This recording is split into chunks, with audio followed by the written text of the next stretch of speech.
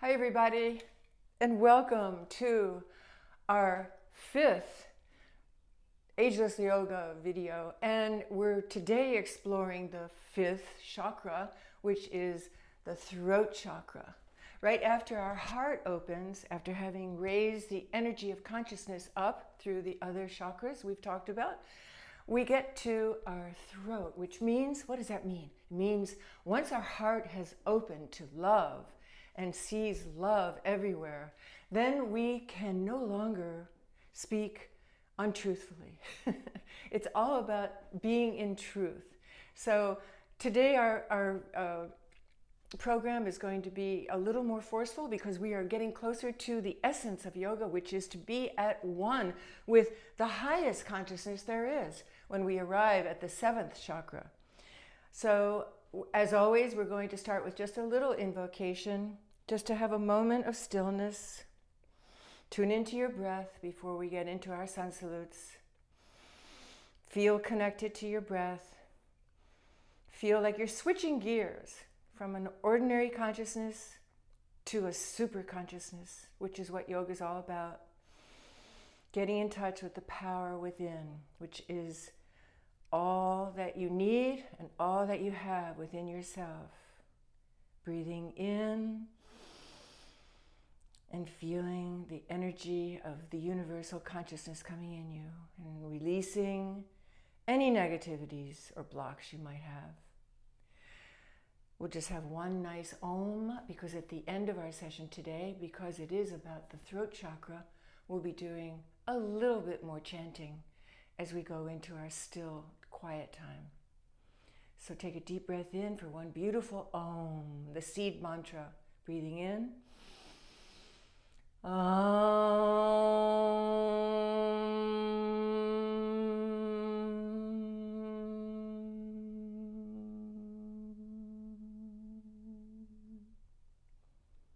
Namaste to yourself, and namaste then to everybody. I'm turning on our beautiful music by Jay Uttal and Ben Leinbach, making sure it's going. Oh, are you going? There you go. Okay, we're so blessed to have permission from Jay and Ben to use their beautiful Loveland album. At the head of our mat, get yourself in Tadasana. Feel yourself connected to the earth. Feel yourself being pulled like an invisible puppeteer is up there, stretching your spine. Perfect alignment in mountain pose. Tuning into your breath, focusing your drishti. Getting ready to engage your mula bandha. Breathing in. Release your hands, breathing out. Breathing in, reach up. And stretch here, right side totally stretched. Left side totally stretched. Right side breathing in, left side breathing out, right side breathing in, left side breathing out, and come back to your heart. And remember that you are your own teacher. You know how much and how little you have to do every day. Breathing in, breathing out, breathing in, and breathing out. Bend at the waist. If you still need to bend those knees, remember the hamstrings take a while to stretch out. Come as close as you want to your body, to the main part of your body. And breathing in, stretch out. Let those blossoms come apart. And breathe out. Come to your body. Breathing in, stretch the blossoms. The top bones of your legs are spreading apart, and breathing out. One more time, breathing in and breathing out. Squeezing your mula bandha, waking it up, getting it ready, breathing in, coming up. Saying, hello, mula bandha, are you ready to do some strengthening and some balancing for me? And bring your energy to your heart chakra. Breathing in, breathing out. Breathing in, reach up. Breathing out, and arms can either go forward or side, all the way to the floor. We got our spider fingers, right foot back, breathing in. Our first sun salute, Surya Namaskar. Breathing in and out for a few breaths. Squeezing the midline. Your Mula Bandha is very strong. Don't forget, you can always put your knee down if you're having the tendency to just be kind to yourself today, or you feel there's something unusual going on. Really take a scan of your body. See what's going on every single day. Every day is different. One last breath here. And hands firmly down on your mat and come back, down dog. If anybody's joining us for the first time, please watch the first 4 videos to get all the little detailed instructions. I walk you through all of this step by step by step. And here, you're just gently feeling your hips opening, your body strengthening. If you want to bend those knees to get a nice curve in your back, you do not want to have any kind of a hump in your back. You want to get rid of the hump by bending the knee and sticking the butt up. And one more breath. 5 breaths for each of our first poses on the Surya Namaskar. Looking ahead with our drishti, come up, right foot. And once again, spider fingers. 5 breaths. So the throat opening is a beautiful chakra to think about. You will always live in truth. Once your heart is opened, you see the truth and you speak the truth. There's no more doom and gloom. You know the truth of this existence. One more breath. And come up with either one hop or a bunch of hops, however many it takes today. And slowly release into Uttanasana, folded mountain pose. Come up with a strong Mula Bandha engaged. Reach up. Give me a little tiny back bend. And ready for our second Surya Namaskar. Breathing out. Going back to the Uttanasana. Breathing in, left foot back. Now it's just a few breaths because we're getting so warmed up and nicely stretched. Back to downward dog. You can either walk the dog. Whenever you're in dog, just don't make it too vigorous. Don't remember that we do yoga always in a sea of honey. Moves very slowly, but you can take movements instead of just having a solid pose. Looking forward and swooping the floor, elbows close to our body, either high or a low swoop. Up dog. Up dog is the same thing as a cobra. Down dog. There's sometimes different teachers give different names to poses too. Like I'll be showing you one today that I changed because the traditional name doesn't suit the way I feel about it. Left foot forward, breathing in. And don't forget, whenever we do these lunges, you want your hip, your opposite hip from the knee extended to be down as low as possible. You may start off really high, but eventually you'll get that hip down. And you can even put it on the floor, the knee, to just get a nice stretch. And coming up to your folded mountain pose, Tadasana, Uttanasana. Bringing yourself up with a nice in-breath, strong Mula Bandha. Another little back bend, just a tiny one. And we're getting ready for our third sun salute. Bring yourself down to the folded mountain again. Right foot back.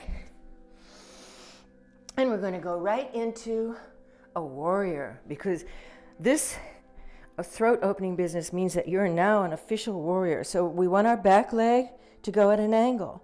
And it's a 45-degree angle. The heels are in alignment, right and left foot, and the toe stretches out. So from here, Mula Bandha strong, hugging the center line, you bring yourself up.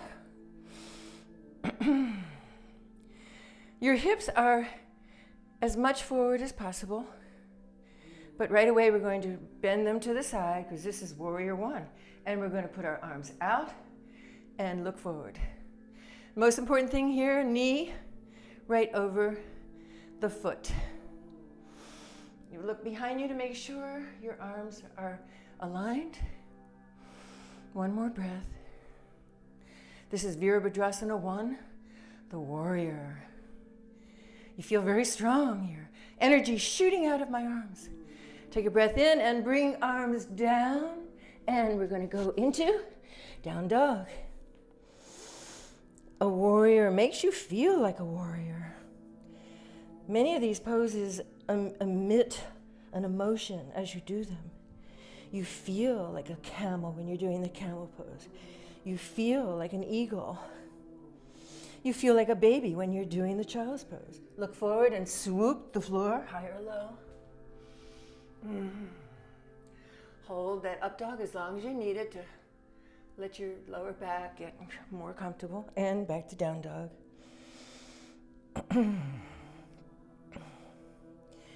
Getting ready to do warrior one on the other side. Looking forward, bring the right foot forward. The left foot comes down now, making sure the heels are absolutely in alignment before you go anywhere. If you have to, just hop a little closer so you get a really steady, firm base before you go anywhere. Those heels are aligned. The left foot is out at a 45-degree angle facing towards the front, not 45 to the back. Strong mula bandha. Bring yourself up. If you need to hop a little closer, just go for it. Find the place. And you want to feel your energy right here in the center of your body, not leaning forward, not leaning back. Right here. Knee is right over the ankle. And once again, we go into warrior one. And you look behind you and in front to make sure your arms are not doing sorts of crazy things. Okay, check yourself. And you look forward. Hold it for one more breath. Bring your arm forward and hop up to our folded mountain. Let's just hold our elbows here for a second. You can sway back and forth.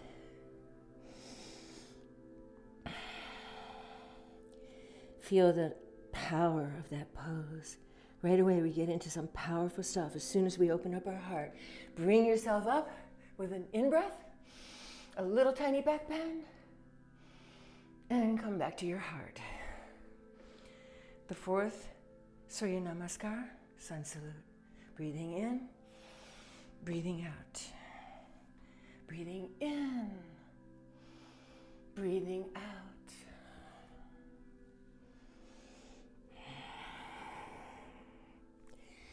Left foot goes back as far as you need it to go.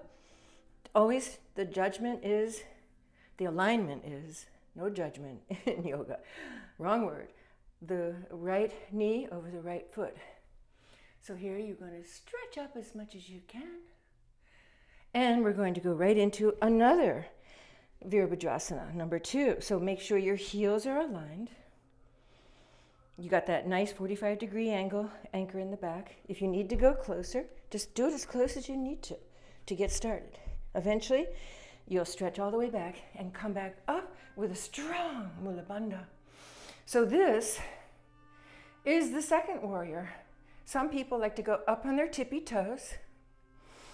I have a mirror in front of me making sure that I'm aligned.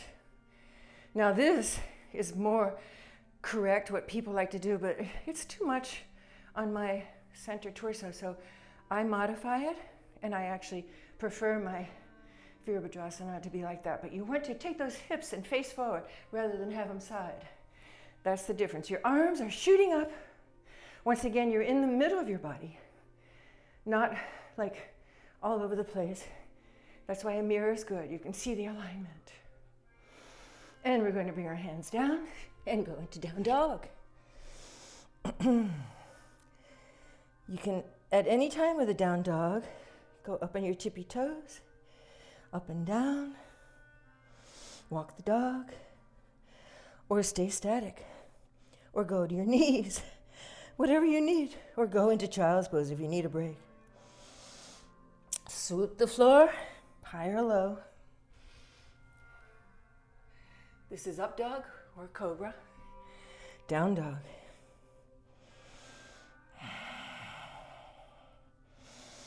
Here we go, virabadrasana on the other side. Get that foot at the 95 or 45 degree angle. Left foot forward, heels are aligned. Mula Bandha strong, bring it up. Because it's virabadrasana 2, you could either come up on your tippy toe so you get your hips really squared. You could try going down so that your thigh is equal, parallel with the floor, or you can modify it and have your hips go as much forward as they want to go today. Virabadrasana 2. Hands to the floor. Bring yourself up. And let's hang here for a minute again. Take our hands and put the palms underneath each of your feet. And you want to have the toes come all the way up to your wrist. So I'll repeat that again. It sounds really bizarre, and the camera is so far away. So here I am, and I've got my palms facing toward my face, and I'm stepping on my palms. And the purpose of this is to give your hands and your wrist a really good massage.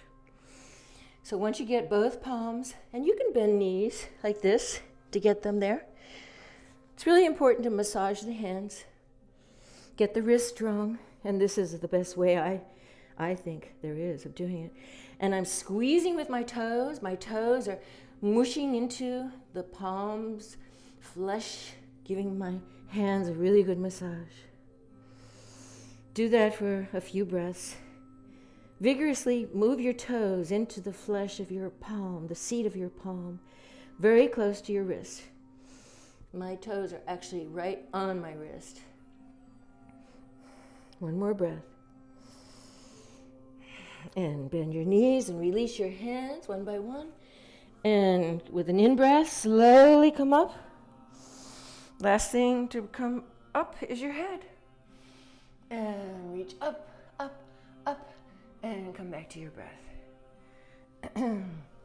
Okay, now number 5. Breathing in, breathing out. Breathing in, another little back bend. And breathing out. Right foot back, breathing in. Breathing out. We're going into an exalted warrior, it's called. So we want to align our heels. Get that back foot at the anchor of a 45 degree angle. Bring yourself up with strong Mula Bandha. You can bring your arms out into Virabadrasana 2. Or 1, sorry. Your back hand reaches your upper leg, and your front hand, you're staring at it. And you're looking at the palms that we just had under our feet, and you're lifting those palms up, and you're staring at the palm, and you're keeping yourself aligned with everything focused on your alignment, and you get into as much of a side stretch as you want, or you can just have a tiny one, but don't go too extreme. One more breath, and release your left hand down. Bring your right arm down and go into down dog. Oh yeah, down dog. So either keep it static or keep it moving. Be creative. We've gone through all of this in our previous relationships of how the chakra energy works with all the poses we do. You can apply everything that we've learned together to any pose you do. Looking forward, we're going to swoop the floor. Hold it. Your toes are pointed here. And then you curl your toes under. Come back. Even if you have to do this tape 30 times, you'll get it eventually. Just keep happy with where you're at on any particular day. Embrace wherever you're at. Looking forward, right foot forward. We're going on the other side now. Heels perfectly in alignment. Back foot is anchored. Strong Mula Bandha, and bring yourself up. 2, warrior 2, and going into warrior 1, side, we're looking forward. So we've already done this, so you know that your arms are completely aligned because you're looking at them, and your knee is right over your ankle. Back hand goes to the back leg, front hand is upturned, looking at that palm as it comes up and over, and staring at that palm, watching it, feeling the side bend, feeling the glory of an exalted warrior. One more breath. And bring your both hands down to your feet. Bring yourself up and stand in folded. On your feet, you are half folded mountain. Now we're going to grab our big toes with our forefinger and our third finger. You put the big toe right in the grasp of your fingers. So your fingers go in between the big toe and the next toe up, and really hold on to it like an anchor and lift yourself up and breathe out, come back down, give a little pull, a little tug, get extra stretch on your spine. Breathing in and breathing out. Your elbows are going out as I'm coming closer to my body. One more time, breathing in and breathing out. Come close, close, close. As close as you can today. You can always bend your knees, don't forget. Let's bend our knees now and come up slowly. Straightening your knees as you get higher. And bringing yourself up. And when you're up there, give me a little back bend. And hold our beautiful angel pose. Feeling the strength of your arms out, dedicating yourself to be a warrior of truth now that your heart is opened, and come back to your heart. All right, so those are Virabhadrasana 1, Virabhadrasana 2, and now you're going to see how Virabhadrasana 3 can be incorporated with a tree pose. So we're going to start with the very basic stuff about tree pose, which is called vrkasana, V-R-K. It's a funny word, it has no vowels in it, V-R-K. And like I was showing you earlier, it's a lot easier to do balancing poses if you have no mat. So we're going to remove the mat, or just go to a place where you have no mat, so you have a firm, solid footing. You can grab hold of the wall, always, for support. Make sure you always have a wall to give you comfort whenever we do balancing poses. And now, the tree. We start off in mountain. What better place for a tree to be than on a mountain? Getting yourself aligned, as we did in our earlier approach to mountain. All the weight goes on one leg. Let's choose the left leg. I know in the video it's opposite. So that you make sure that your standing leg is strong. There's no knee movement, there's no knee bend. Every single muscle is engaged. And this is excellent for anybody who's got compromised knees, like a meniscus tear or anything. This will strengthen up all the musculature around your injured knee. So the very first thing you want to do is just see what it feels like to take your foot off and put it down at the bottom. Some people can go right away to the knee area. Most important thing here is your hips are open, so you don't want this. You want this. And if anybody is really advanced, they can do what's called a half lotus. Put your foot in the middle and go here, but make sure it's the right time to do it. Otherwise, keep it down here somewhere, wherever you are in this pose. I'll keep myself in the middle. My eyes are fixed on a drishti point. My hands come to my heart. And we're just going to stare at our drishti point for a count silently of 10.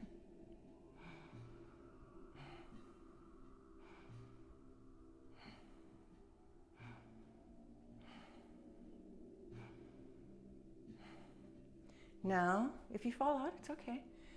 I'm used to doing it like this, so I'm going to go from here on. Stay wherever you are and lift your arms up.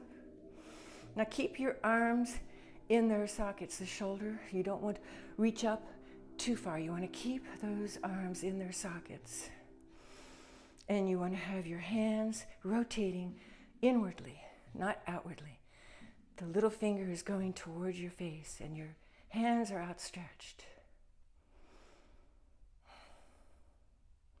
Bring your arms down, slowly back to your heart. And now you can watch me if you can't do this, but little by little you will. You look forward and you raise your forward leg. You may just be for a count of 2 or 3, but eventually you'll get more. And now we're going to bring it to the back, and a drishti point goes down to the floor. We spread our arms, and we go parallel with the floor. Virabadrasana 3.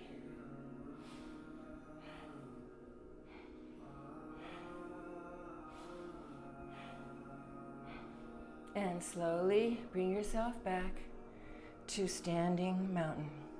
And catch yourself on the wall. Very important to have a wall, friend. And now we'll go to the other side. You may have to take a little, a few little wiggles. One yin teacher I had always does a little wiggle between every pose. It's kind of cool. Be creative. If your body says to wiggle, give it a wiggle. So here we are, standing leg, right foot. Make sure it's absolutely bolted down like we talked about before. Bring your mula bandha in attention. Get those shoulders back like we've always talked about. Drishti point focused. Get your standing leg to take all the weight, even if you're starting right at the ankles, no problem. But your hip has to be opened. So correct yourself if you see it not opening. It's better to just keep it as low as possible so that you get that knee out to the side. Bring it up as far as comfortable, but make sure it's the same as it was on side 1. Don't do one side differently than the other side. Mula bandha is really working now. Hold it.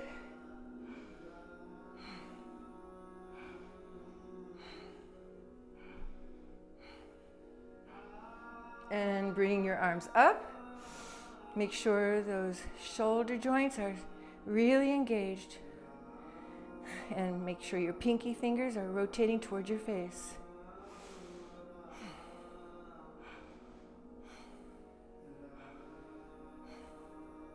Bring your arms down. Slowly bring them to your heart, chakra. And extend your upper leg, or in this case it's my left leg, even if it's just for a few seconds. Sometimes it gets a little cramped. Give it a little kiss and slowly bring yourself into like an airplane, it's also called. Even if your airplane is just a few inches, start with where you are. Eventually you'll get parallel with the floor. Drishti is down on the floor. Mula bandha is holding it all together. The breath is our guru. And slowly bring it back to mountain pose. And give yourself a little wiggle and feel how good it feels. So this is something that you can do on either 1 or 2 times, but we're just going to do it once because we have so many neat things I want to show you. Now we're going to go into a shoulder stand. So we've already explored one inversion. I gave you right off the bat a headstand, and I hope you're practicing it, even if it's just a tiny bit, and get yourself a headstand contraption from Gayam if you can't trust your neck. So inversions are very important because they reverse the flow of gravity. And yes, every time we go into a downward dog, we are having an inversion. And that's a very mild form of inversion. not aversion. So whenever you're feeling like you need to just a shake up in your mood, go into a downward dog. And you'll see how with the blood rushing to your head, it really does make a difference.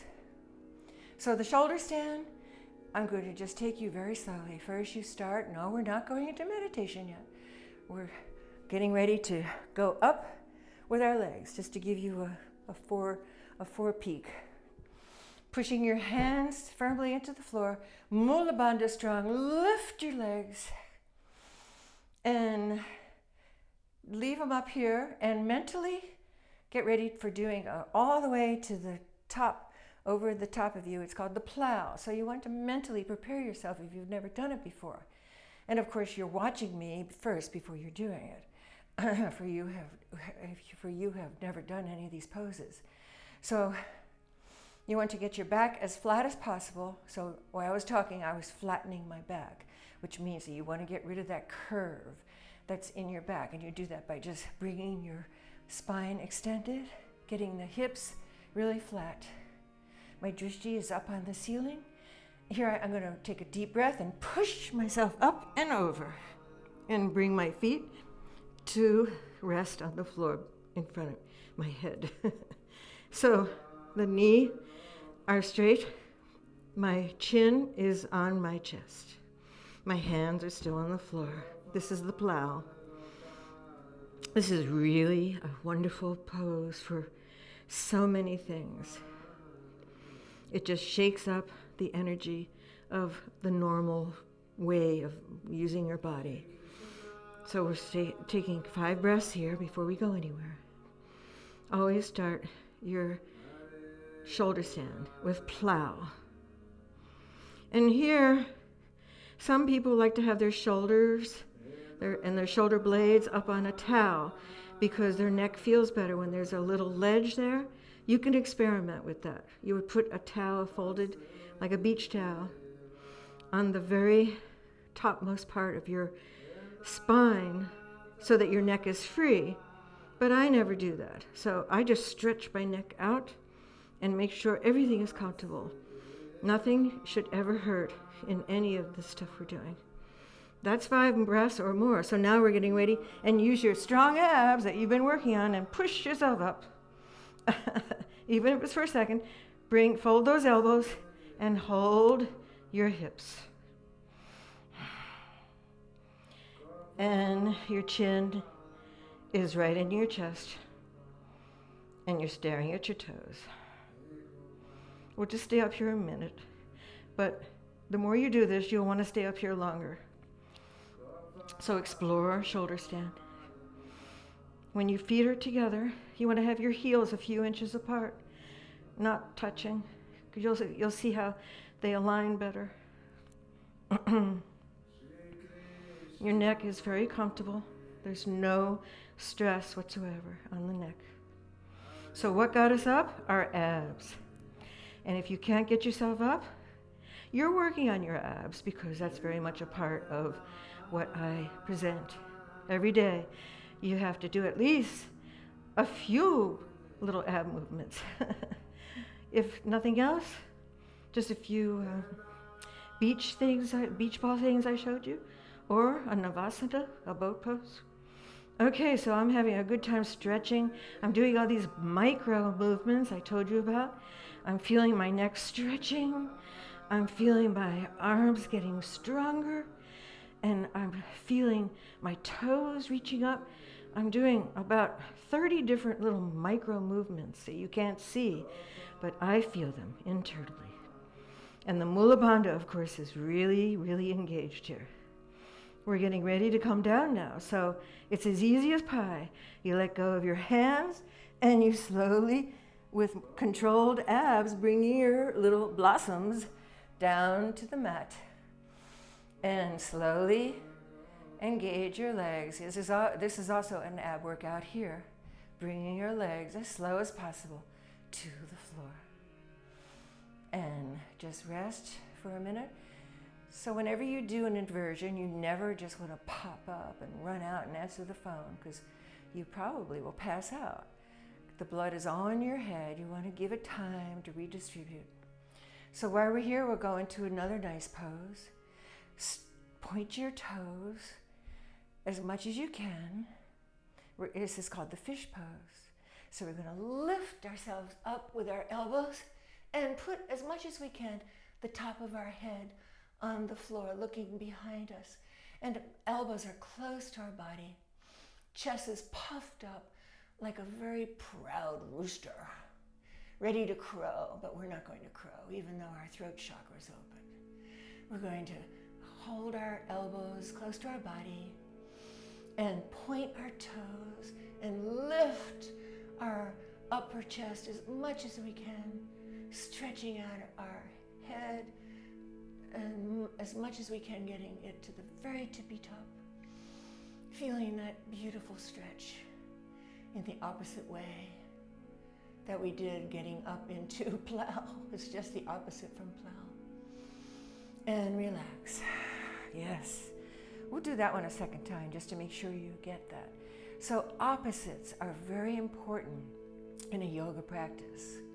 Whenever you feel you're doing too much of a back bend, do a forward bend.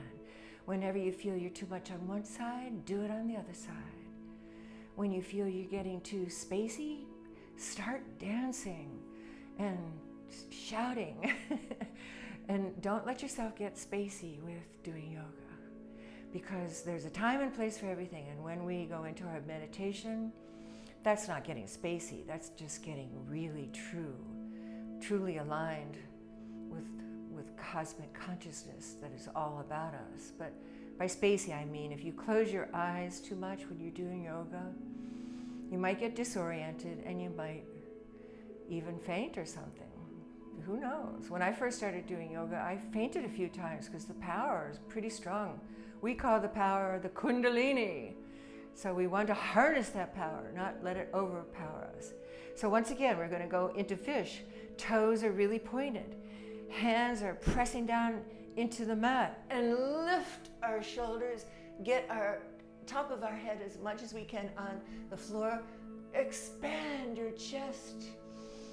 Get those elbows close to your body. Here, I like to open my palms up and go into the chin mudra, the thumbs and the forefingers touching, staring at a drishti point. Micro movements are stretching the chest. Micro movements are really stretching the toes. Micro movements of engaging the hamstrings, the upper legs. Micro movements of pushing the elbows together, closer. One more breath. And release the plough. Great. Beautiful. Just take a little breath, and we're going to flip our bodies over and go into what I call the cat. Oh, here, let me also show you. When you come up, you always come up gently, go to one side, take a breath or two, and push yourself up. I got up a little too quickly, but I'm used to it. So when you come up, please go slowly. Thank you. And now we're going to get on all fours. This is called tabletop. Make sure hips and knees are aligned. Elbows and forearms and hands are all in alignment. And because I have a little mirror over there, I can see if I'm not too terribly off. And we're going to first go into what's called cat. So breathing in, bring our chest up, and breathe out. Get your butt up and your head up. I call this puppy, because you can wag your tail here like a puppy. Breathing in, go into cat. Pretend you're a Halloween scaredy cat. Breathing out, go into puppy and wag your tail if you want, but you don't have to, but it feels good. Breathing in, cat. Breathing out, puppy. Okay, so now what we're going to do now is to stretch out and hold everything together with our core strength, the Mula Bandha. So extend your left arm, extend your right leg, and hold it. Energy shooting out of the left heel. For those who are more advanced, you can actually lift the leg for a count, but just start by having it parallel.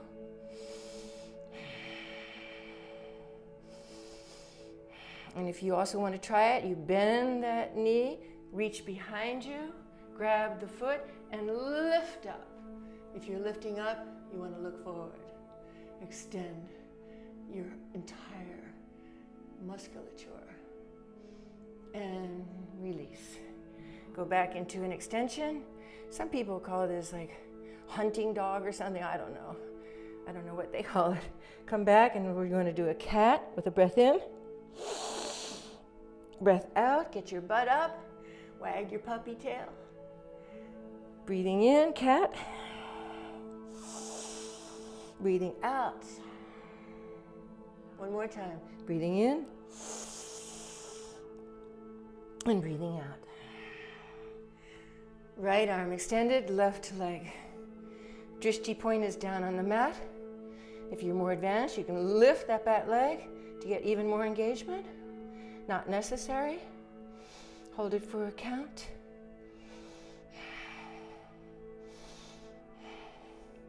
Bend that back leg if you wish, you don't have to. And lift it up after grabbing it with your hand, looking up. Your drishti goes up.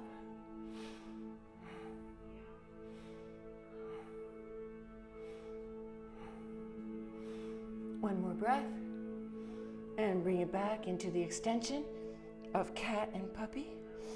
And bring it back for one more round of cat and puppy. Breathing in. Breathing out. Breathing in. And breathing out. Breathing in. Oh yeah, let's give it a few vigorous pumps. Breathing out. Breathing in and breathing out.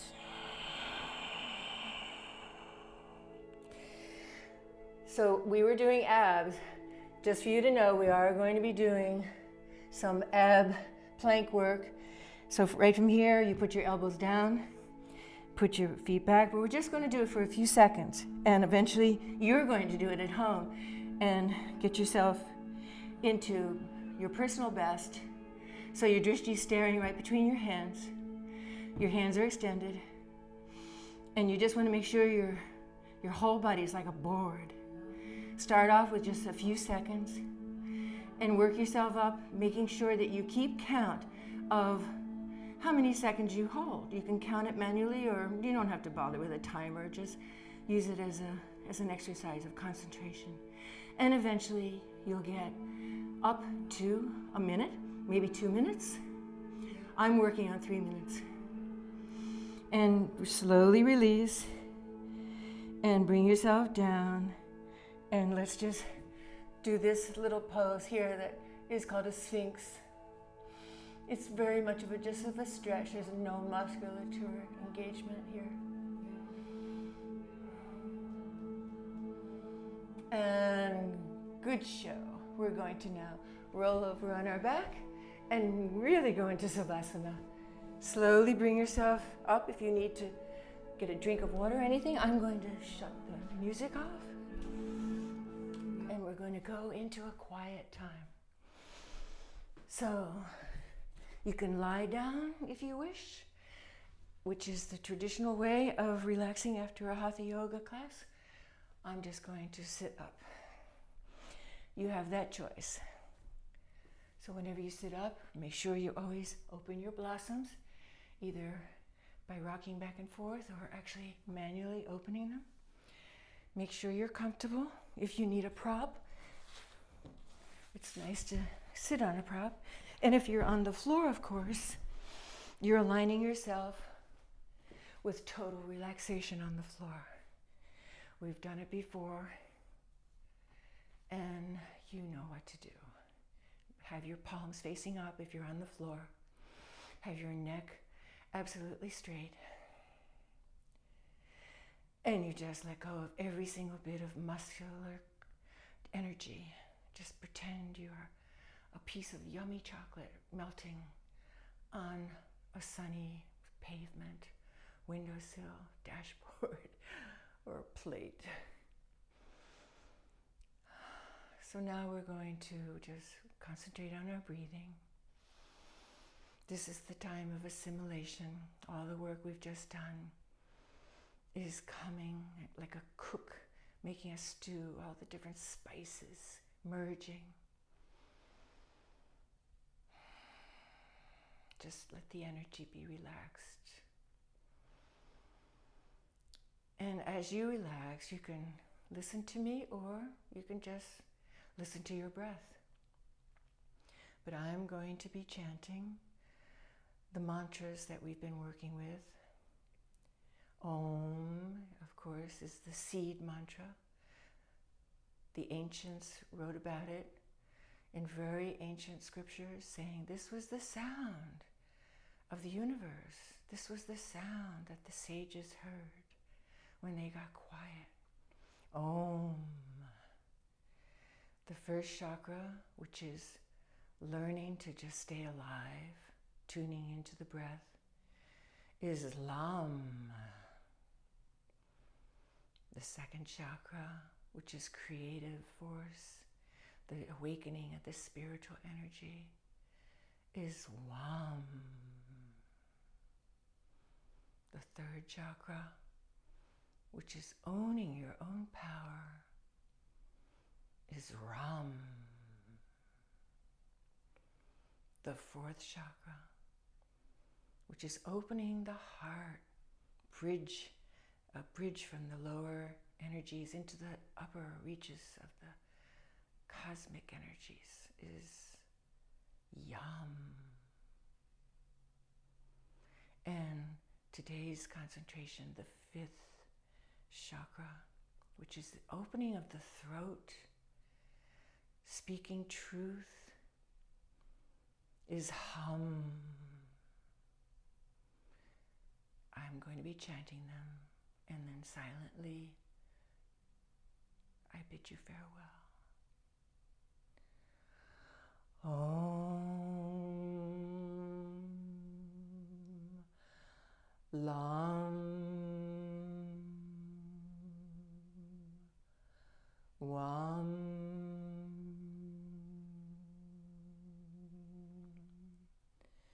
Ram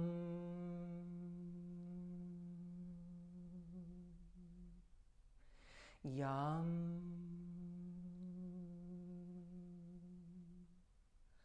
Hum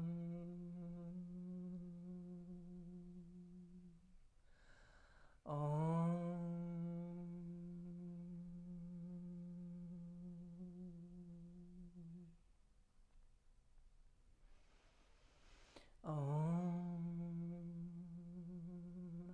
Lam Wam Ram Yam Hum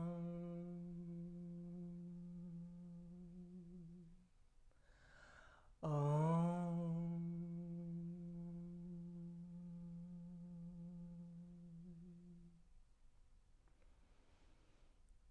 Lam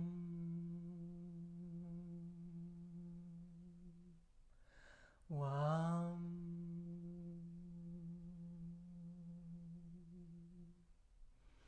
Ram